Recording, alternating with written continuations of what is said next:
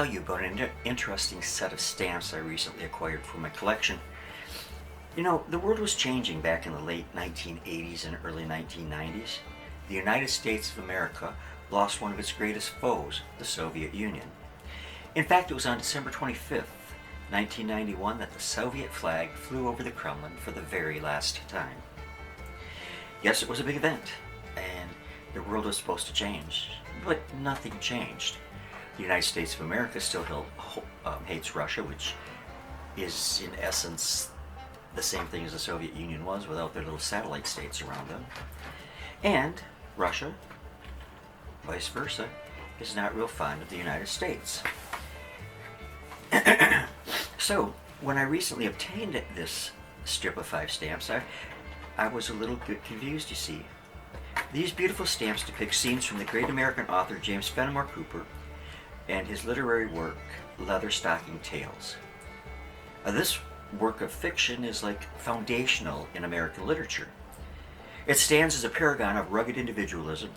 One of our great American folk heroes was being honored by stamps of the USSR.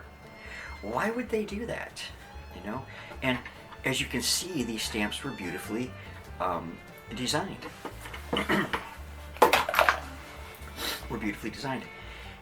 A little bit of sleuthing around on the web, though, gives the answer to these questions. What can't be found on the web, hey? Sandra Nickel, who is an author of young people's and adults' novels, had actually gotten an answer of these questions from her daughter's Russian godmother, whose youth had been filled with authorized versions of American classics there in the Soviet Union. Now, mentioned in particular was Uncle Tom's Cabin by Harriet Beecher Stowe, Last of the Mohicans, of course, by James Fenimore Cooper, The Headless Horseman by Thomas Mayne Reid, The Headless Horseman of Texas, excuse me. She said almost every Russian child had read these American classics by the age 12 and read them more than once. I dare say most kids in America today probably haven't even heard of them, let alone read them, unfortunately. Now, the Soviet Union may have approved of the books as propaganda because they might cast a dark shadow over certain parts of American life which we ourselves came to find offensive, and we cast those things off, like owning slaves or the destruction of the Native American Indian culture. The children, however, reading these found them exciting stories filled with adventure and so much so that James Fenimore Cooper's works became a part of public life. In the same article I spoke of just a moment ago, it was concluded that these works appealed to their emotions, the suspense, the adventure, the heroes, and the friendships. And these works were even said to be loved by both of the communist leaders, Lenin and Stalin. I would venture to guess that the freedom the heroes in these stories had in their lives appealed to a people whose freedoms we have been taught were suppressed. These 5 stamps present scenes from The Hunter, Last of the Mohicans, The Pathfinder, The Pioneers, and Prairie Scenes. Now, if you are a collector of stamps, or you're just interested in this set, it can be found for a few dollars on Hip Stamps here on the internet, which is where I obtained this set for my collection. And the United States also issued I can only think of one offhand now, but there may be a second, but a stamp commemorating James Fenimore Cooper, and that was in the famous Americans series back, was it the late 40s, early 1950s? I think it was late 1940s. You'll probably be seeing a picture of it right now if I do this right. So we honored him, but not in any ways near as beautifully as the Soviet Union did.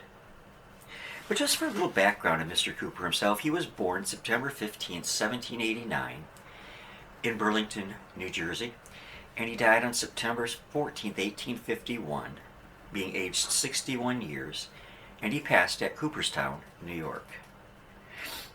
He served in the United States Navy from 1808 to 1810 with the rank of midshipman. Now, it's interesting that I can spend 24 hours looking at hip stamps because there's so many there to see.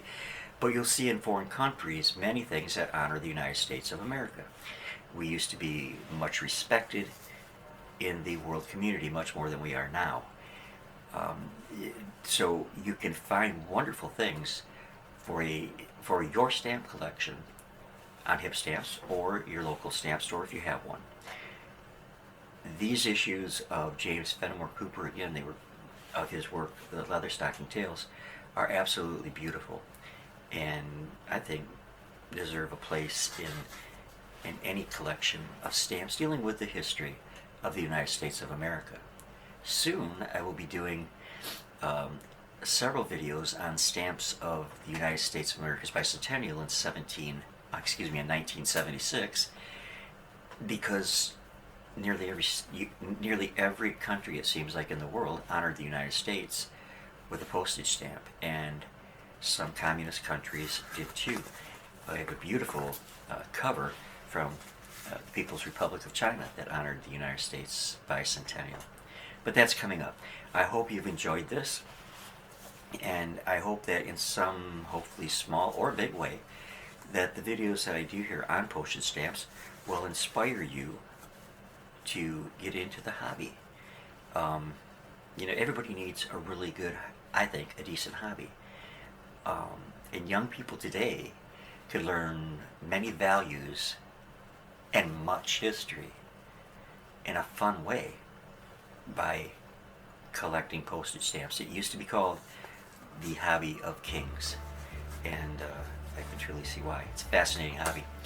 So, again, I hope you enjoyed this, and I will be back with you real soon with other postage stamps and covers or different postal history things that I have. I want to recommend to you first, before I go, another channel here on YouTube that does the most incredible videos about postage stamps, the whole gamut of collecting and everything. And that is done by I knew I would do this. I didn't write it down and I forgot the name of the channel, but it's one of my favorite channels. So I am going to put it in the comment section or the description below so that you can visit there if you want to. I know the guy's name is Graham, and I've been collecting postage stamps probably since about 1970, but I've been exposed to it for many years longer than that. But he is a younger person, but he is quite remarkable. So if you get a chance to check him out, do. I think you'll enjoy it. So hope you all have a great evening, and God bless each of you. Love you all, and I will see you again real soon, God willing, later.